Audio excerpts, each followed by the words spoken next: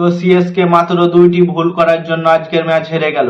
CSK শেষ ওভারে 2টি ভুল করার জন্য আজকের ম্যাচ হেরে গেল। সিএসকে যদি এই ভুল দুটো না করতো শেষ ওভারে, তো আজকের ম্যাচের উইনার হতো সিএসকে। এসআরএইচ ভার্সেস সিএসকে এর ম্যাচ ছিল আজকের। তো আজকের ম্যাচে সিএসকে এর প্লেয়ার গুলো খুব সুন্দরভাবে খেলেছিল, কিন্তু শেষ ওভারে মাত্র 2-1টা ভুল করার জন্য আজকের ম্যাচ হেরে গেল সিএসকে। সিএসকে যদি ঠিকঠাক ভাবে শেষ ওভারটা খেলতে পারতো, তাহলে আজকের ম্যাচের উইনার হতো সিএসকে। এসআরএইচ ভার্সেস সিএসকে এর ম্যাচ ছিল। এসআরএইচ ভার্সেস সিএসকে এর ম্যাচ ছিল, তারা প্রথমে 18 বলে 50 করেছিল সিএসকে। তো সিএসকে খুব সুন্দরভাবে বিশ্লেষণ করেছিল, কিন্তু তাদের বোলিং উইক ছিল না ব্যাটিং উইক ছিল। সিএসকে এর ব্যাটিং কমজোরি ছিল না বোলিং কমজোরি ছিল, সেই নিয়ে আলোচনা করব আজকের ম্যাচে। তো প্রথমে বলি সিএসকে এর কথা। সিএসকে প্রথমে টসে জিতে তারা বোলিং এর সিদ্ধান্ত নেয় এবং হায়দ্রাবাদ তারা ব্যাটিং করার সিদ্ধান্ত নেয়। হায়দ্রাবাদ থেকে প্রথমে ব্যাট করতে আসে অভিষেক শর্মা এবং টেভি শেঠ। অভিষেক শর্মা এবং টেভি শেঠ কেমন প্লেয়ার তোমরা তো সবাই জানো। টি-20 তে তাদের কেমন অবদান সেটা তোমাদেরকে বলা হবে না কাউকে, কারণ অভিষেক শর্মা হচ্ছে টি-20 নাম্বার 1 ব্যাটার। অভিষেক শর্মা আজ যে ফর্মে ছিল কিছু বলার নেই। সে 15 বলে আজ প্রায় প্রথম 15 বলের মধ্যে সে 50 করে দেয় এবং সে 22 বলে একটা 59 রানের বিশ্বস্ত ইনিংস খেলে যায়। তার স্ট্রাইক ছিল 270 প্লাস স্ট্রাইক রেট ছিল। মানে ভাবো আজ অভিষেক শর্মা কেমন ফর্মে ছিল। সে যদি আর 2-1 ওভার থাকতো, তাহলে প্রায় সেঞ্চুরিটাও করে ফেলে দিত অভিষেক শর্মা। এবং তার সাথ দিয়েছিল টেভি শেঠ। টেভি শেঠ 20 বলে প্রায় 23 রান করেছিল। মানে টেভি শেঠ আজকের ম্যাচে খেলতে পারেনি, প্রায় 120 স্ট্রাইক রেটে খেলে গেছে টেভি শেঠ। এবং 3 নম্বরে আছে ঈশান কিষান। ঈশান কিষান প্রথম বলে ক্যাচ আউট হয়ে যায়। এবং 4 নম্বরে আছে হেনরি ক্লাসেন। হেনরি ক্লাসেন প্রায় প্রত্যেকটা ম্যাচে খেলছে। হেনরি ক্লাসেন মাথায় অরেঞ্জ ক্যাপ চলে এসেছে। হেনরি ক্লাসেন প্রায় প্রত্যেকটা ম্যাচ, যতটা ম্যাচ খেলা হলো ব্যাক টু ব্যাক 50 করে যাচ্ছে প্রত্যেকটা ম্যাচে। আজকের ম্যাচেও 39 বলে 59 একটা বিশ্বস্ত ইনিংস খেলেছে। 151 স্ট্রাইক রেটে হেনরি ক্লাসেন।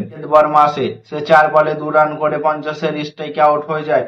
এবং পরে আসে নীতিশ কুমার রেড্ডি। নীতিশ কুমার রেড্ডি 8 বলে 12 রান করে এবং 150 স্ট্রাইক রেটে আউট হয়ে যায়। এবং ফিন আরোরা আসে, সে 12 বলে 13 রান করে আউট হয়ে যায়। এবং এসছিল লিভিংস্টন। লিয়ান লিভিংস্টনকে হায়দ্রাবাদ প্রায় 13 কোটি টাকা দিয়ে কিনেছে, কিন্তু সে ম্যাচে একটু কোনো ইফেক্টিভ দিতে পারছে না। ক্যামেরন গ্রিনের মতো হয়ে গেছে লিভিংস্টন। লিয়ান লিভিংস্টন অনেক বড় মাপের প্লেয়ার, কিন্তু সে আজ 5 বলে 1 রান করেছে। এবং শিবম কুমার 8 বলে 12 রান করেছে, সে 150 স্ট্রাইকে।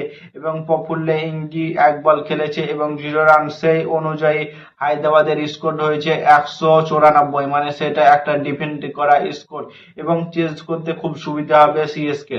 পরে সিএসকে ব্যাটিং এ আসে সঞ্জু স্যামসন এবং ঋতুরাজ গায়কোয়াড়। প্রথম ওভারে তারা দুর্ধর্ষ মেজাজে শুরু করে এবং প্রথম ওভারে পায় তারা 15 রানের একটা বিশ্বস্ত ইনিংস খেলে প্রথম ওভারে। এবং পরের ওভারটা মারতে গিয়ে প্রথমে সঞ্জু স্যামসন আউট হয়ে যায় পরের ওভারে। এবং ঋতুরাজ গায়কোয়াড় ভাই ঠিকঠাক ভাবে খেলতে পারছে না।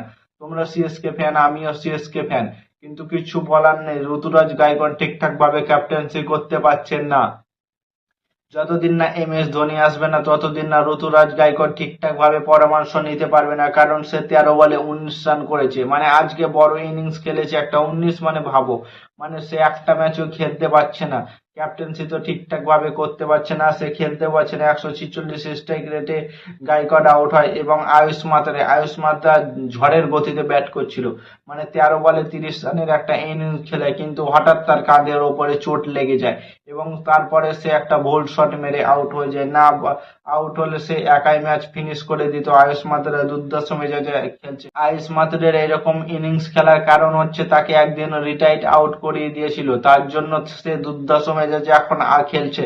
কারণ সে মাঠের মধ্যে একটা বলও ডিফেন্স করে না, সে প্রত্যেকটা বলে বাউন্ডারি এবং ওভার বাউন্ডারি মারার চেষ্টা করছে। 18 বলে 13 বলে 30 রানের একটা ইনিংস খেলে 200 স্ট্রাইক রেটে। ম্যাথিরি শট একদম বেকার খেলে। 30 বলে 34 রানের একটা ইনিংস খেলে, মানে 6 ওভারে 34টা রান করে।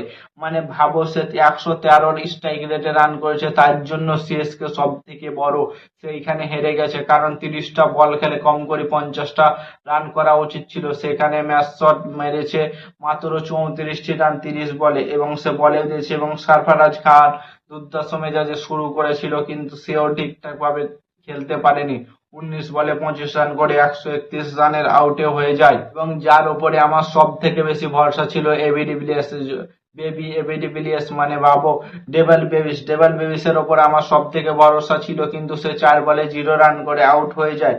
এবং পরে আসে শিবম দুবে স্পিন কাসার ম্যাশিং হয়ে থাকে, কিন্তু সেই শিবম দুবে 16 বলে 21 রান করে আউট হয়ে যায়, আর ঠিকঠাক ভাবে খেলতে পারছে না। এবং জেমি ওভারটন এসে 15 বলে 16 রান, মানে ভাবো পরের যে ব্যাটার কয়টা আছে রানা বল হয়ে গেছে, প্রত্যেকটা রানা বলে খেলে গেছে সবাই।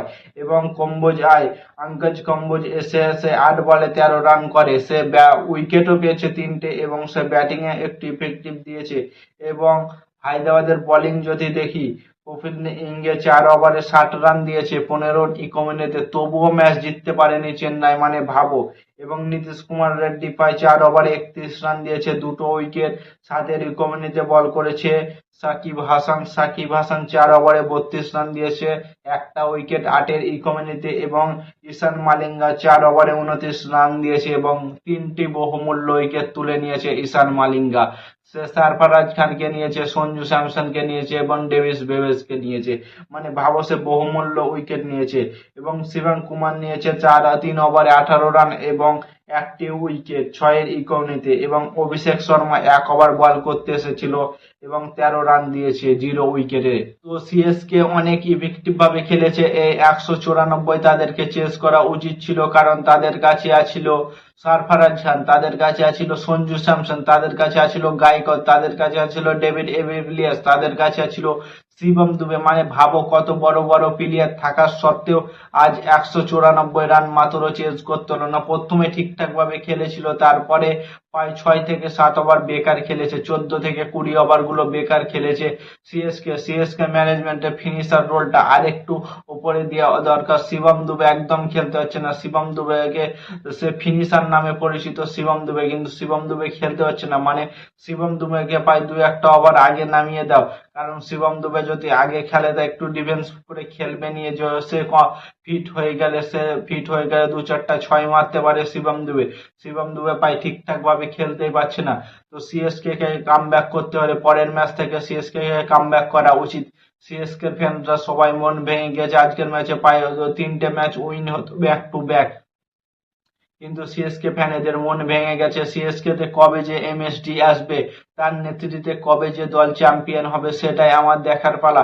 চাতক পাখির মতো আমরা বসে আছি, যে সিএসকে ফ্যানরা সবাই দিয়ে বসে আছি যে এমএসডি কে দেখবো, শেষবারের মতো এমএসডি কে গ্রাউন্ডে খেলতে দেখবো, শেষবারের মতো হেলিকপ্টার শট মারতে দেখবো, এবং শেষবারের মতো তাকে রান আউট করতে দেব, এবং ডিআরএস সিস্টেমকে ফেল করতে দেখবো শেষবারের মতো এমএসডি কে আমরা। কিন্তু আমাদের কি আশা পূরণ হবে না সিএসকে ফ্যান, সেটাই আমাদের দেখার পালা। এমএসডি আসবে, কিন্তু সব থেকে বেকার করতে হচ্ছে ঋতুরাজ গায়কোয়াড় ইন্ডিয়া টিমে চান্স পাওয়ার মতো জায়গায় ছিল, কিন্তু সেই জায়গাটা বাদ করে ফেলছে আইপিএল সিজনে। আমার মনে হয় এইরকম খেললে ঋতুরাজ গায়কোয়াড় আর সিজনে চান্স পাবে না ইন্ডিয়া টিম থেকে বাদ পড়ে যাবে ঋতুরাজ গায়কোয়াড়। তো ঋতুরাজ গায়কোয়াড়কে আর একটু ইফেক্টিভ খেলা দরকার, এবং ক্যাপ্টেন্সি তো ঠিকঠাক ভাবে করতেই পারছে না, কোন বোলারকে কখন নিয়ে আসতে হবে, কোন স্পিনকে কখন নিয়ে আসতে হবে, ঠিকঠাক ভাবে একদম পাচ্ছে না। এবি ডিভিলিয়ার্স কে একটু আগে নামাও, সেই ডেভিল এভিসকে নামাও, একটু আগে নামাও, সারফারাজ খানকে একটু আগে নামাও, ঋতুরাজ গায়কোয়াড়ের জায়গায় সারফারাজকে নামাও, কারণ সারফারাজ খান একটু আগে খেলার প্লেয়ার। সারফারাজ খান যদি 3 নম্বরে ব্যাটিং করে তো দুর্দান্ত মেজাজে ব্যাটিং করবে, কারণ সারফারাজ খান যত কয়টা ব্যাটিং এ নামতে পেরেছে সে প্রত্যেকটা ম্যাচে রান করেছে এবং ইফেক্টিভ হয়েছে টিমের জন্য এবং দলের জন্য খুব গুরুত্বপূর্ণ প্লেয়ার হয়ে গেছে সারফারাজ খান। সে মাত্র 75 লাখ টাকায় কিনেছিল সিএসকে, কিন্তু তার থেকে ভালো পাওয়া যায়নি। তারা কিনেছিল প্রশান্তকে কিনেছিল, এবং আরো একটা কিনেছিল ব্যাটিং 14 কোটি টাকায় কিনেছিল, আনএক্সপিরিয়েন্স প্লেয়ার কিনেছিল, আনক্যাপ প্লেয়ার কিনেছিল সিএসকে, কিন্তু তাদেরকে ঠিকঠাক ভাবে ইউজ করতে পারছে না। কিন্তু শিবম দুবেকে এবং সারফারাজকে খানকে তোমরা একটু আগে নামাও, এবং ফিনিশার রোলটা তোমরা ডেভিড এভিলিয়ার্স এর ওপরে দিয়ে দাও, কারণ সে একটু খেলতে পারবে, সে একটু শটগুলো ফিনিশার রোলটাকে ঠিকঠাক ভাবে খেলতে পারবে। এবং তোমাদের ফিনিশার নেই, চেন্নাই ফিনিশার ছিল এমএসডি যতদিন না আসবে না চেন্নাই ফিনিশার লাইনটা একটু উইক হয়ে যাবে। চেন্নাই সিএস চেন্নাইয়ের তাদের ওপেনিং জুটি ঠিকঠাক আছে, কিন্তু আয়ুষ মাতেরেকে দাও। সঞ্জু স্যামসনের সাথে আয়ুষ মাতেরেকে তোমরা ওপেনিং এ দাও, গাইকটকে তোমরা দিও না। গাইকট ক্যাপ্টেনশিপ করতে পারছে না ঠিকঠাক এবং ওপেনার জুটিটাও ঠিকঠাক ভাবে খেলতে পারছে না। তো সিএসকে ফ্যান, তোমাদের মতামত কি কমেন্ট করে জানাও। আর সিএসকে কোন টিম নিয়ে মাঠে নামলে চ্যাম্পিয়ন হতে তাদেরকে কেউ আটকাতে পারে না, সেটাও কমেন্ট করে জানাও। আর নতুন কোনো আইপিএল ভিডিও দেখতে হলে চ্যানেলটাকে সাবস্ক্রাইব এবং ফলো করে দাও। ততক্ষণের জন্য টাটা, বাই বাই, জয় হিন্দ।